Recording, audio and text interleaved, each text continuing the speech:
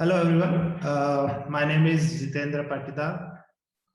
I have long experience working on file systems. My learning on ZFS started around 2.5 years back when I joined Nutanix Files team. Nutanix Files is a scale-out file server solution built on top of Nutanix core SCI platform. On top of Nutanix file servers, different type of file shares can be destroyed, can be deployed, and with respect to different use cases and workloads. So the file share level replication solutions this product has, and for that product, ZFS and recv is used. So today I'm going to talk about a couple of two optimizations we done for share level replication solution. So one of the optimization which we done around ZFS and block traversal, and the second optimization is for share level replications on the ZFS receive side. So I'm going to cover these two optimizations in today's talk. Yeah, before jump over to optimization, just brief of ZFS SAND receive. So ZFS SAND is a replication tool. It traverses through the block tree for given snapshot. It does searches for all the blocks for full SAND and change blocks for incremental SAND. And for those blocks, then it dumps records on SAND stream or the wire for receiver side to process them and replay on the target. So ZFS receive basically receives those records from stream and processes them and dumps, applies them on the target. So that's a brief. Now I'll talk about first optimization. So ZFS SAND basically, as I said, traverses block tree from the root of given snapshot. It traverses through corresponding objects, and for each of the objects, then it traverses down to the indirect blocks, non-L0 blocks, and then finally reaches to the L0 blocks. For L0 blocks, then it prepares corresponding DRR records and dumps on the SAND stream. Okay, so while traversing indirect blocks, basically ZFS traversal does prefetching, and it's basically to make traversal faster. So while traversing indirect of 128K size, it points to max 1024 blocks underneath, as each of the block pointer it has of 128 byte. So the current traversal code does prefetch of all these 1024 blocks. So this is too aggressive prefetch. So that's a problem, because if you are doing too aggressive prefetch, then it could have basically performance impact on other active workloads running on your system. And also it's possible that if you are doing very early and aggressive prefetch, the blocks which you prefetch for the benefit of SAND traversal, those itself get evicted, and so it's not much beneficial for traversal itself also. So the aggressive prefetch is not really helpful. Now I talk about the solution. So the optimization is in aligned to the controlling basically this aggressive prefetching we have in the traversal. So while traversing indirects, and we know it could have max 1024 blocks pointed underneath. So in place of doing bulk prefetch of all those 1024 blocks, do controlled prefetch in different slots. So like while you are traversing going to traverse first block, do prefetch of next 32 blocks starting from second block, and then when you go midway traversing these 32 blocks, like around 17 blocks, then you trigger another prefetch of next 32 blocks, and so on, so that you are doing a controlled prefetch, and the prefetch which we are doing primarily with the purpose of making traversal fast is still remains intact, and it still benefits. And other side, the other workloads which are running parallel in system has minimum impact. So that's optimization. I have one to enable defined like ZFS traverse indirect refresh limit is by default defined to 32, and it can be configured with respect to if any workloads have need of changing it to lower or higher value. Yeah, so I already have this these optimizations pushed to upstream. So this is part of the upstream master. Thanks to the reviewers, Brian and Amotic. Sorry if I named wrongly. So I'm new to the ZFS world.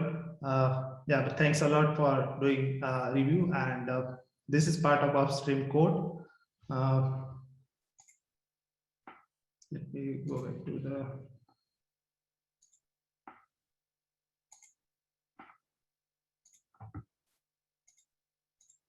Yeah, so, and it is also part of ZFS 2.1 release.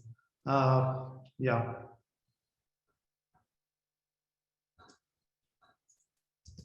Yeah, so that was the first optimization. Now I'm going to cover the second optimization.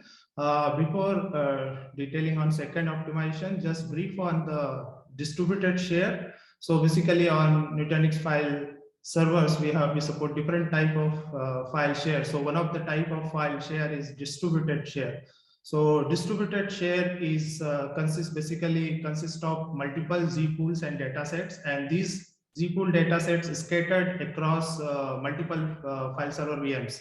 So this is primarily built for home directory use case, and it's later expanded for other different industry enterprise workloads. So as you can see in the diagram,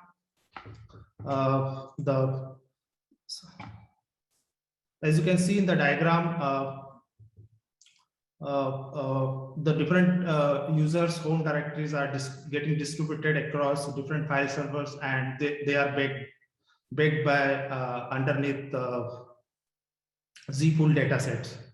So that's a brief on distributed share. So I'm going to talk about second optimization, which is basically replicating these distributed shares from source to target. So as explained, distributed share basically consists of multiple data sets, ZPool data sets, which are scattered across different nodes. So like in this example, I have distributed share with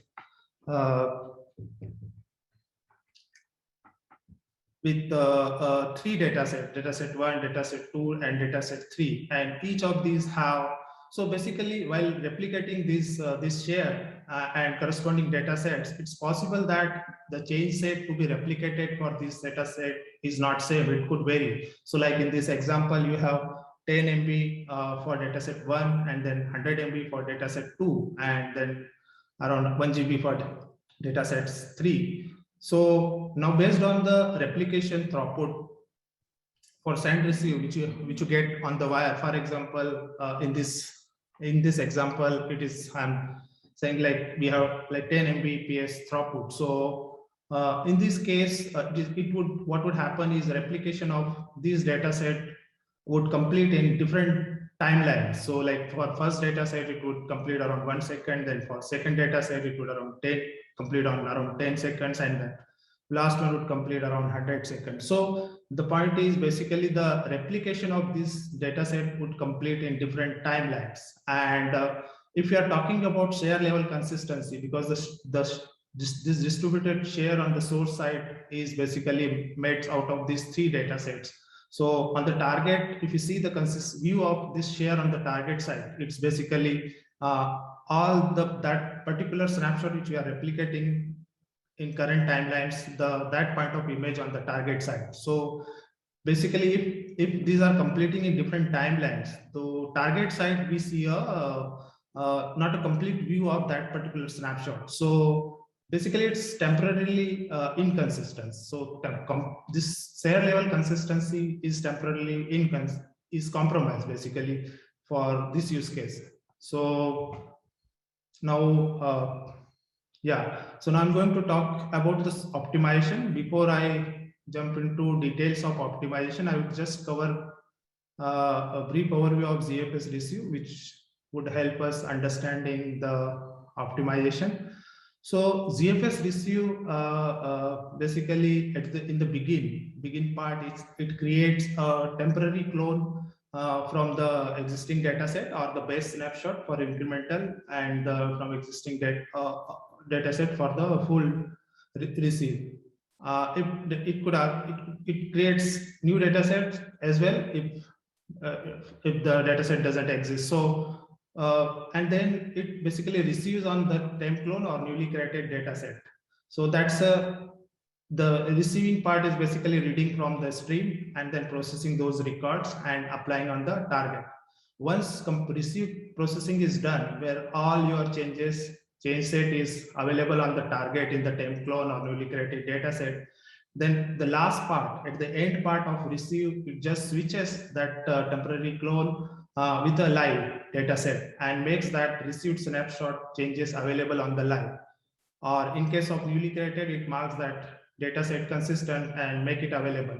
So the point is, as soon as you receive with respect to receiving and applying on the live, so as soon as you receive completes, your changes gets available on the live with a receive workflow. Now I would jump over to the optimization and the solution. So with respect to the problem, as I described for distributed share use case, which is consists of multiple Z-pool data sets and their replications completing in different timelines. So primarily we wanted to have the receive of these different data sets corresponding to share complete in same timeline, and we wanted to have availability of corresponding content change set available on the live in a controlled manner. So as a solution, what I have done is, as explained, the receive has three parts: begin, then receive stream processing, and then the end part. So basically after stream receive completes and all change set available on the target, just the end part is left to do. In that stage, I'm basically in the solution I'm proposing to break the receive, and breaking a receive is built on top of existing feature like receive token we have. So we are using that functionality and building on top of that. So basically generate a token from that stage where we are just going to end the receive. So the token is generated such that it has, along with the existing content, it has additional fields to indicate that this is an activate token. Basically all the content has received on the target, just the activation part is left to do. So you can just, whenever needed to activate this snapshot which you have received target, you can do a later point of time. So, and then few other additional fields in the token, because we are going to activate this use this token for activation directly on the target. So we could need certain information which is coming from the source. So we keep it those flags and necessary info in the token itself to keep it handy while we are going to activate this snapshot later point of time. So with respect to distributed share use case, we would break basically all the receive for all the data sets, corresponding data sets. And once all those data sets replication completes, then later point of time when we want, we could activate this. It's also possible with this infrastructure and this optimization built in. Like if you are receiving a large number of data sets corresponding to share, and if any of the data sets completes in different timelines, you could delay activations to make sure the consistent view on the target. And also you could decide on if for any reasons, if transfer of any data set fails or any problem happens, and if you decide on not really activating the content received, you have control of that as well, because you could avert the data sets for which receive completed but it's not activated. So you have, this gives basically control way of activation. Yeah, so with respect to implementation, I have two CLIs defined. One is in aligned to the breaking the receive at the end part. So -p is an option. We have ZFS receive side.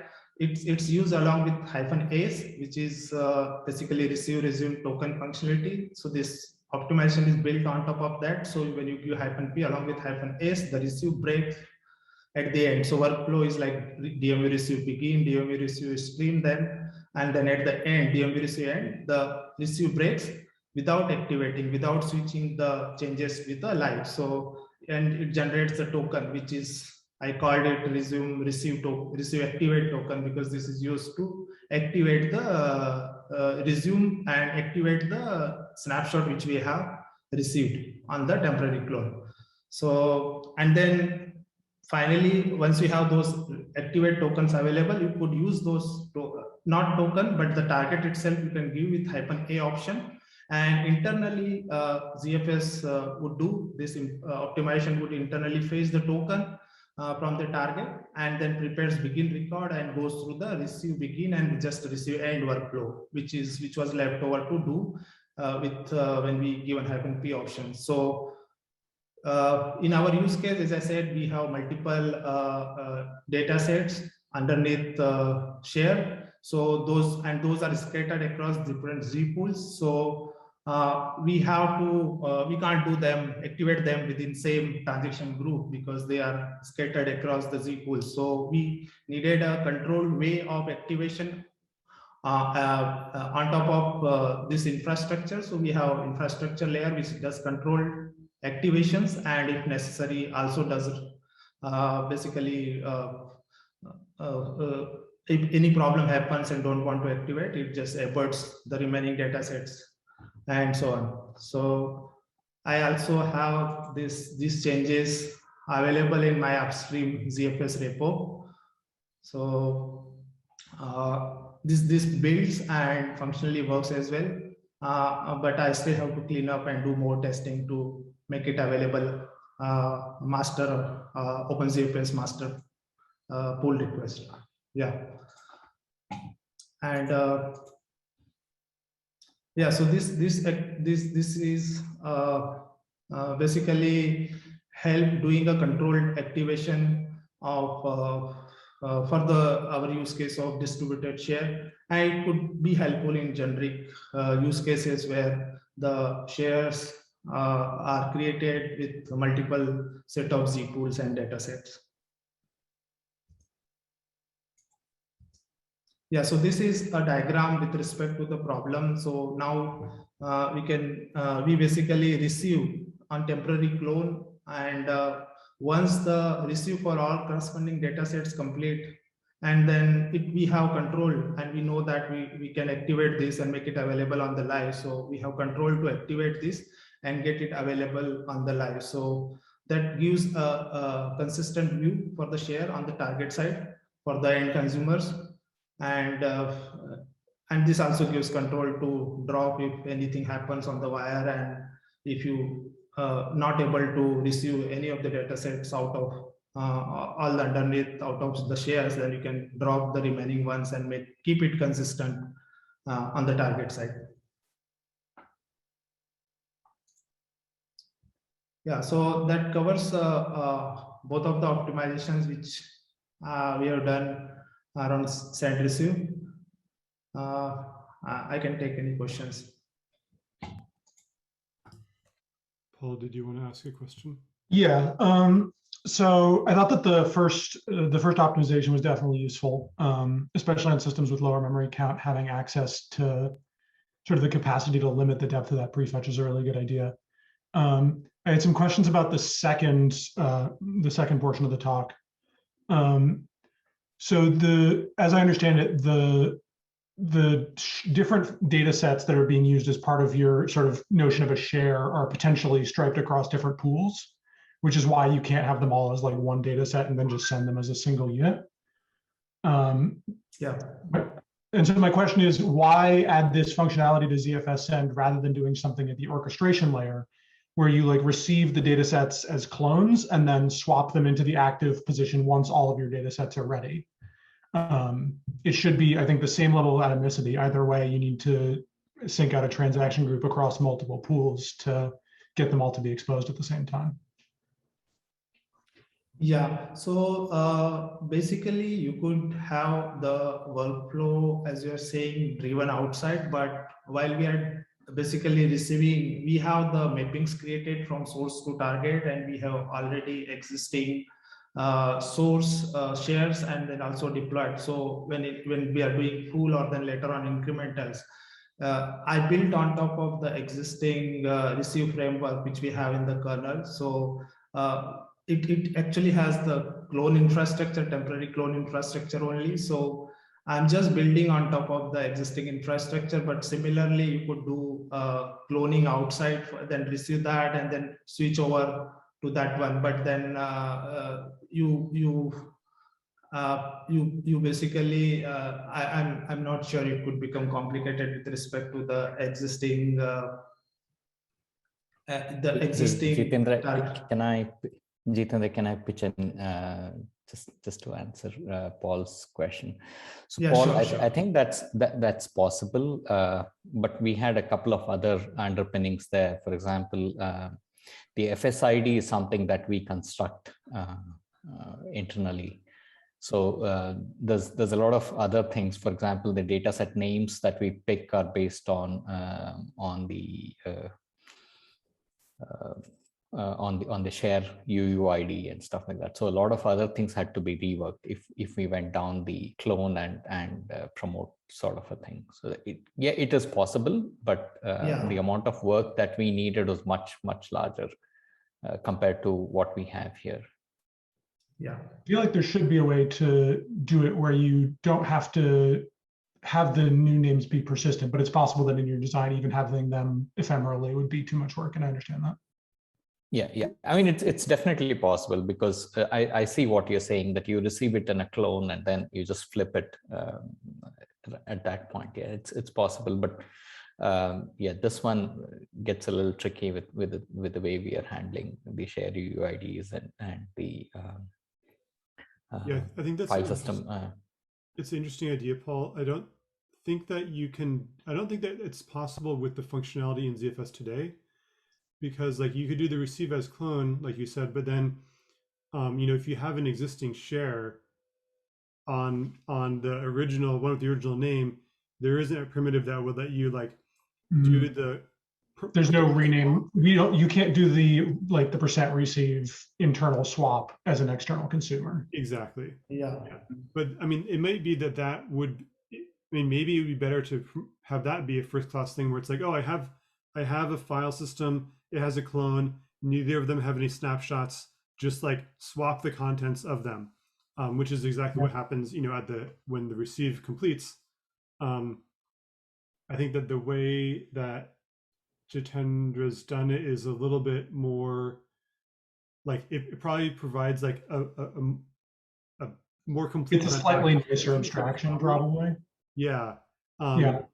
And the general thing, like it might have so many restrictions that it ends up feeling kind of forced. Mm-hmm. And you have all these error modes, right? Where it's like, oh, like you tried to do the promote, you tried to do the swap, but there was a snapshot. Versus like with the receive, it's like, well, you already have to decide, are you blowing away snapshots after it or not? And then you either get an error or not. Mm-hmm. But if there are other use cases, I think that would be really interesting to have the more general one. Doing it inside, it also gives control of not allowing snapshots in between the receives. So you can, because if you are one snapshot you're receiving, and if you allow creating another one, then you have to decide on which one to keep on top of base. If you are, so this doing internally, it also gives control of like not allowing new snapshots on target while you are receiving. Yeah.